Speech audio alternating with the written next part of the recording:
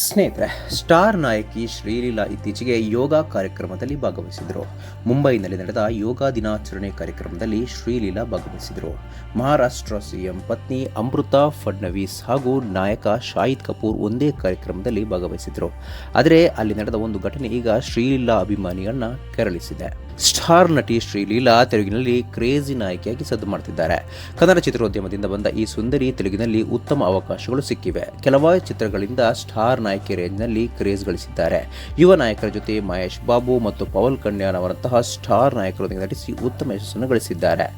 ಈಗ ಅವರಿಗೆ ಬಾಲಿವುಡ್ನಲ್ಲೂ ಆಫರ್ಗಳು ಬರುತ್ತಿವೆ. ಈ ಮಧ್ಯ ಶ್ರೀಲೀಲಾ ಅವರನ್ನು ಅವಮಾನಿಸಲಾಗಿದೆ ಎಂಬ ವಿಡಿಯೋ ಸಾಮಾಜಿಕ ಮಾಧ್ಯಮಗಳಲ್ಲಿ ವೈರಲ್ ಆಗ್ತಾ ಇದೆ.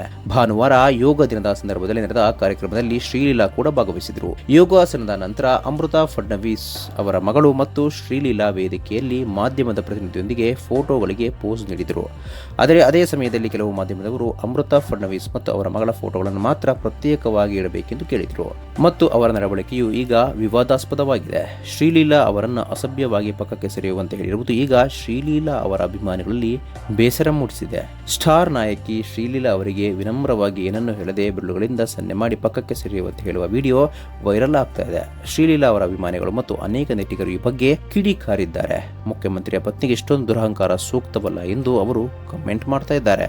ಸ್ನೇಹಿತರೆ, ಇದರಲ್ಲಿ ಯಾರದು ತಪ್ಪು? ಇದರ ಬಗ್ಗೆ ನಿಮ್ಮ ಅನಿಸಿಕೆ ಅಂತ ಪದೇ ಕಾಮೆಂಟ್ ಬಾಕ್ಸ್ ನಲ್ಲಿ ತಿಳಿಸಿ. ಸ್ನೇಹಿತರೆ, ವಿಡಿಯೋ ಇಷ್ಟ ಆಗಿದ್ರೆ ಲೈಕ್ ಮಾಡಿ, ಶೇರ್ ಮಾಡಿ, ಚಾನಲ್ನ ಸಬ್ಸ್ಕ್ರೈಬ್ ಮಾಡಿ, ಹಾಗೆ ಬೆಲ್ ಐಕನ್ ನ ಕ್ಲಿಕ್ ಮಾಡಿದ್ರೆ ಹೊಸ ವಿಡಿಯೋನ ನೀವು ಮಿಸ್ ಮಾಡೋದೇ ಇಲ್ಲ. ಮುಂದಿನ ವಿಡಿಯೋದಲ್ಲಿ ಭೇಟಿಯಾಗೋಣ.